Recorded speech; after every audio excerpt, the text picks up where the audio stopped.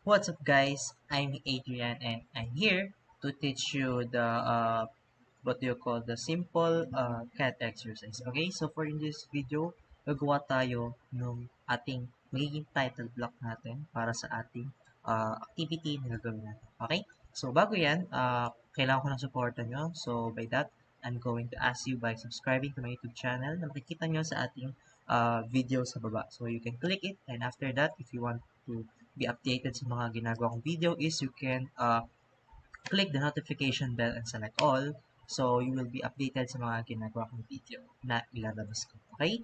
So, let's begin. So, by that, we have this CAD file, no? So, this is example. And after that, we're going to change the unit. So, by that, I'm going to use the UN or the units. Yes. So, for example, we have these units. And after that, we're going to click it. Next is to change the precision para syempre maganda yung ating kalalabasan dito. Okay? So by that, I'm going to select the 2 decimal places so that our drawing will be more specific, no? Pag kasi mas marami yung decimal, medyo nakakalito siyang tingnan. Okay? So, I'm going to use that 2 decimal places. And after that, I'm going to select the millimeters. Kasi ang gamitin natin dito is yung ating millimeter na unit. So, let's double check, no?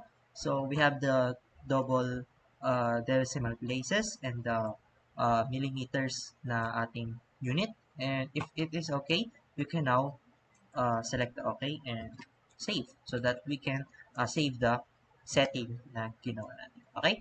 So, by that, we're going to proceed to the layer properties. So for the layer properties, I created 4 new layers. So bakit 4? Kasi I create 4 guidelines for the object, for the text, and for the title block. So I can manipulate these 4 layers. So bakit 4 yung ginawa ko? Kasi in this drawing, gusto ko kasi na mas madali yung ating paggawa ng ating drawing, no? And after that, ang gagawin natin dito is, gagamitin natin yung mga layers na to in our drawing para madali natin ma-identify yung magiging itsura niya. Okay? So, before that, I'm going to find my drawing na ating pagbabasehan. So, let me find it.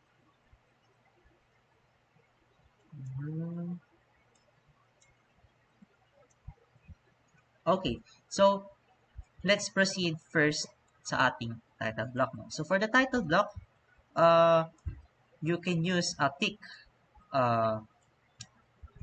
line weight because gusto natin na maganda yung pagkakagawa ng ating title block. Dahil ang title block naman is makapal. So kailangan nating kapalan yung ating title block na gagawin natin. Okay? So let's proceed. As the size of the A4. So, ano nga ba yung A4, no? So, A4 is a size of a paper. And A4 consists of 297 mm by 210 mm. Okay? So, remember that the A4 is 297 millimeters by 210 millimeters. Okay? So, let's proceed. We have this A4, no? Ang gagawin natin is gagawa tayo ng ating edge. So, by that, ang gagawin natin is gagawa tayo ng rectangle. So, by that, we're going to proceed to the rectangle. So, for the rectangle, we have the command REC. Okay? REC or rectangle. And after that, you can click or enter. So, by that, let's proceed to the first corner. So, for the first corner, it is up to you kung saan, no? Kasi, syempre, kung saan yung gusto mong ilagay. So, for example, gusto ko dito ilagay. And after that, I'm going to type the size that we discussed here. So, meron tayong 297 by 210. So, 297 by 210. And after that, we have this paper. Okay? We have this paper kasi ito yung ating gagamitin. So, let's delete this one, no? So, to verify, you can use the command distance kasi titingnan natin kung magtutugma ba yung ating ginawang rectangle. So by that, we have DI and enter. After that, we're going to click this upper left. So by that, we can select no kung ano yung gagamitin nating or kung ano yung makikita nating measurement dito sa ating rectangle. So by that, we have this click. And if we are going to point it sa ating corner, makikita natin na ang sukat daw is 297. Ayun, 297. So let me change this one, no? So we have 297. And we have another sa baba, which is yung ating 210. So by that, we have correct measurement dito sa ating rectangle. Next one is gagawa tayo nung ating margin. So for the margin, I'm going to use the command offset, no? So that we can have an equal distance from the edge of the paper hanggang sa ating title block. Okay? So let's proceed. So after we create the rectangle, what are we going to do is to select this one. And remember the command offset. So what is offset? So offset is the command O in AutoCAD. So you can offset now the command. So by that, we are going to enter. And after that, we are going to ask if what kind of offset na kung ano yung gagamitin natin. So by that, since we're going to use the true, so we can enter it.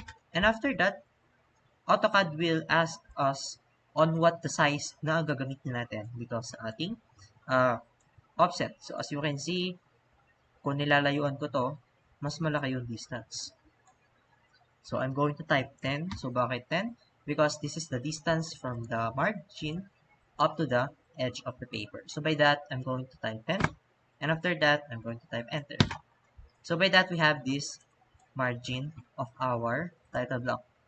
And what am I going to do is to change the layer of the said margin. So by that, I'm going to select the title block layer. Okay? So that I will manipulate the line weight of this line. So by that, this is a title block. Okay? And after that, we are going to create the content here at the bottom. So how? What are we going to do is to create a line from this line going up. Okay, so by that, I'm going to select this one, and after that, I'm going to use the command explode. So for the explode, it is the command that you can use to explode a rectangle. So by that, I'm going to type X for explode, and after that, I'm going to select OK. So by that, if I press the enter, it is shown that we explode a object. So by that, it is now a singular line, or a single line rather, sorry. So as you can see, we selected this bottom part. What are we going to do is to do the offset command. So for the offset command, we have O for offset, okay? So by that, enter. And after that, we're going to ask what kind of offset that we're going to do. So by that, we're going to select the true command. So by that, AutoCAD will ask us on what distance are we going to use. So by that, the height may be 17, I guess. So we're going to select 17 centimeter. We're going to type 17. And after that, we're going to type enter. After that, we're going to create the guidelines of the title block here. So by that, we're going to offset this by 3, I guess. And maybe it is 4 as far as I know. So 4 and another 3 and another 4. And I think if I'm going to offset this one, it will be 3. Okay, so it's shown that it was 3. So it is correct. And after that, we can now escape so that we can end or terminate the command that we are using. After that, as you can see, we have this 4 lines here. So, ang gagawin natin dito is ibahin natin yung ating layer neto. So, bakit natin ibahin? Dahil this is not a part of the title block layer. Okay? Because the title block layer na ginagamit natin dito is makapal yung ating line. Dahil itong line na ginawa natin dito is yung magiging guidelines ng ating text. So by that, I'm going to select this one. And after that, I'm going to change the layer by selecting this one. Okay, so in this case, we selected this already. And after that, I'm going to click this one and I will point my mouse to the guidelines layer. And after that, I'm going to click this one. And as you can see, we changed the layer of the lines na ginawa natin dito. So by that, we have now the guidelines of the text.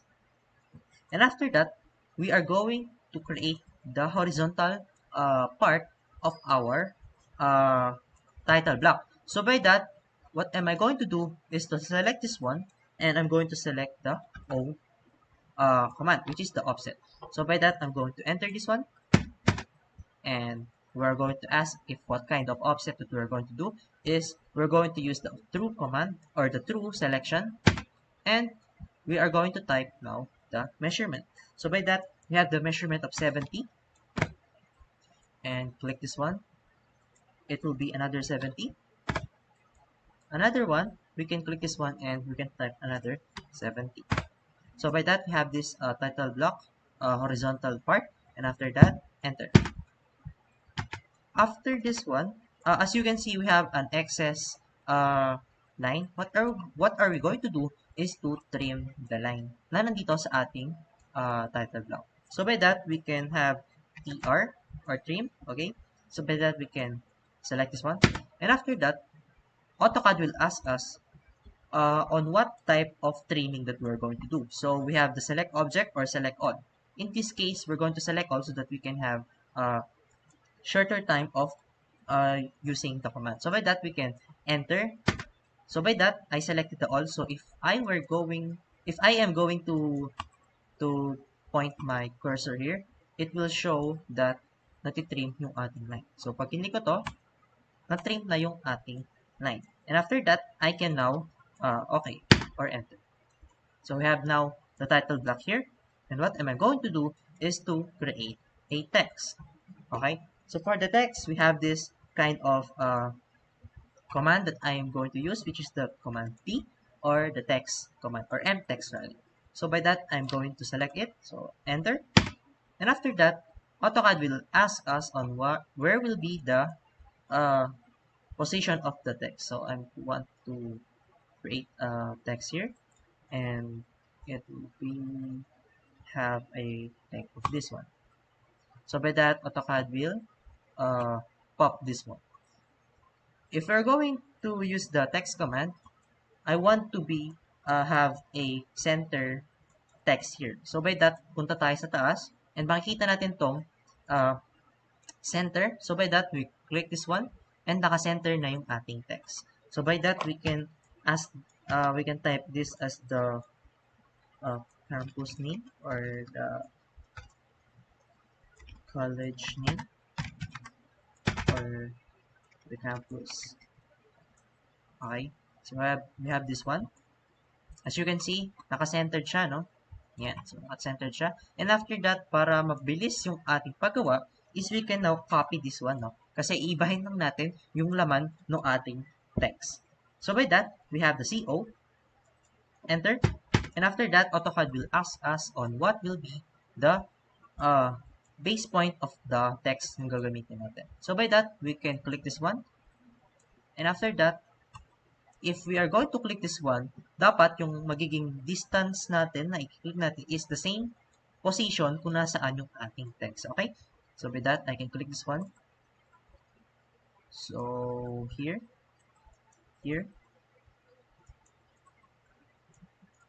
I can click this one. So position natin dito. Tapos dalawa pa. So dito at dito. So, as you can see, natapos na yung ating command. And after that, we can now enter. So, medyo nakaka-confuse kasi ang dami na lang text. So, by that, we're going to modify this one. So, by that, we can double-click this one, no? And kapag dinouble-click natin to, pupunta tayo sa mtext edit. So, we can now revise the text na nakalagay dito. So, by that, it will be the subject, code, and the activity.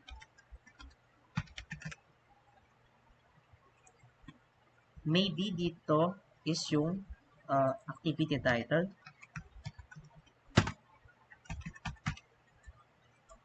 And this part will be the submission date.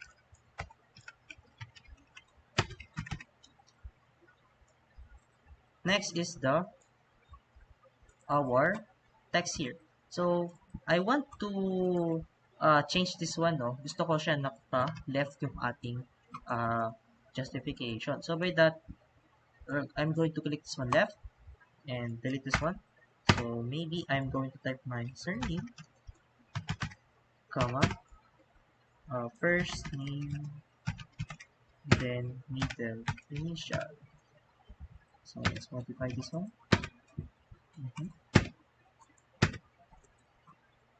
And I'm going to revise this one also.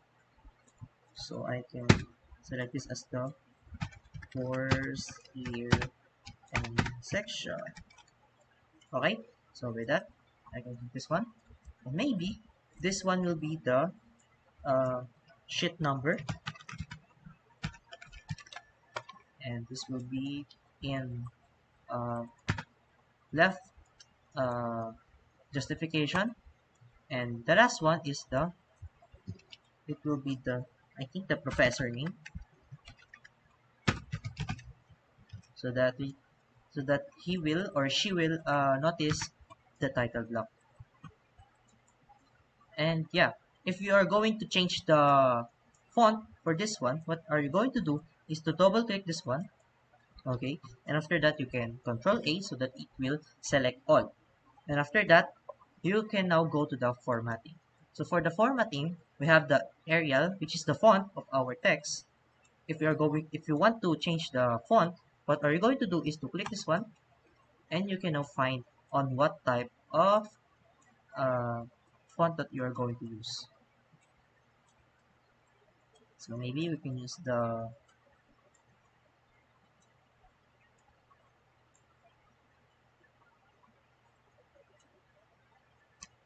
font here. Let's find a good font for this one. What if let's try the simplex. So we have this one, and after that we can double click this one and select simplex. Okay, so another one. So sa pag-iba ng ating font, paisa-isa talaga yan dahil hindi sila pwedeng basta-basta papalitan lahat ng iisang galaw lang. So be careful on what font na gagamitin nyo dito sa ating title block, no? Simplex. So for this one, I can change this one. So for that, simplex. Maybe it will also the simplex.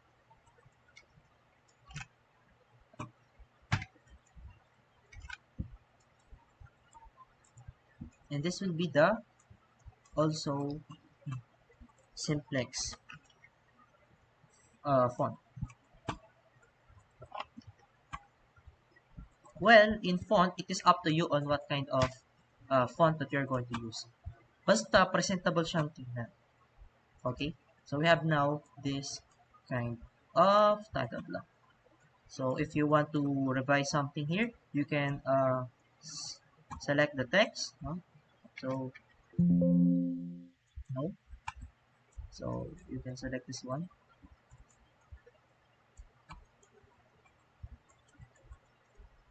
I'm going to change the format of this one.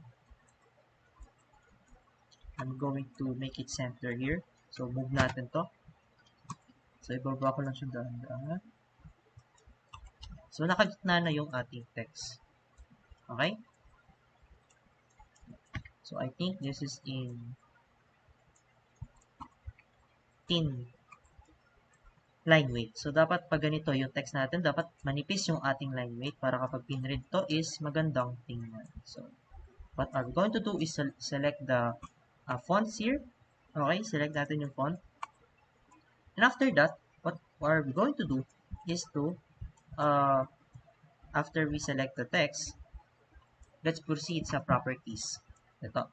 So punta tayo sa properties, and under properties tab, meron ditong selection ng line weight. So for the line weight, as you can see, it provides a choice of line weights to make current if no object are selected or change the line weight of the selected object.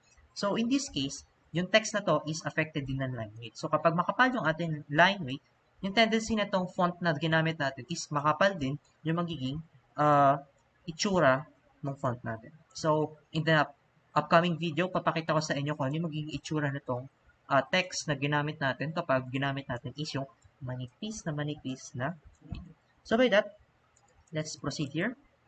And kiklik ko tong 0. Okay? So kapag pinrint natin to, maganda yung pagkakagawa ng kanyang print line at hindi makapal yun dito. Kasi as you can see, dito sa ating AutoCAD, manipis siyang tingnan, no? Pero kapag pinrint siya at hindi mo to iniba, magiging makapal yung ating font. So by that, iibahin natin tong line weight para kapag pinrint natin to is hindi makapal tingnan ng ating text. Okay? So by that, let's double check. Dapat naka-0 siya. Okay. So naka-0 na siya. So para ma-double check natin to is we can escape this one and select natin yung mga text natin. So-select dapat yung text natin para ma-sure yung ating line. And kapag sinelect ko tong mga text na to, makikita nyo dito sa taas is naka 0.00 mm. So, ibig sabihin, tama lang yung ating nagawang edit dito. So, finally, we have this kind of title block, no? So, by that, we can copy this one. So, CO. So, for the CO, we can copy this one. So, from left side, i-move ko siya ng left side na kopya. So, with that, let's click this one. And after that, we have now our double title block here. Okay? So, as you can see, we have this two title block here. And these two title blocks is gagamitin natin in the upcoming video na gagawain natin. Okay? Natin dito. Okay? So, I hope that you learned here about creating a title block. And it is up to you kung ano yung gusto nyong ilagay dito sa loob ng title block. Dahil this is only a guide that you can use and you can modify kung ano yung nasa loob ng ating title block. So, you can add your name, your section, your professor name, the sheet number, the activity title, the submission date, the college name, or yung pangalan ng university na gagamitin mo, and then yung subject code or activity number na gagamitin mo dito sa ating title block. Okay? So, I think this is it, and I'm going to see you in my next video. So, thank you so much, guys, for watching, and I hope that you learned something from me. So, thank you so much, guys, and I'll see you next time.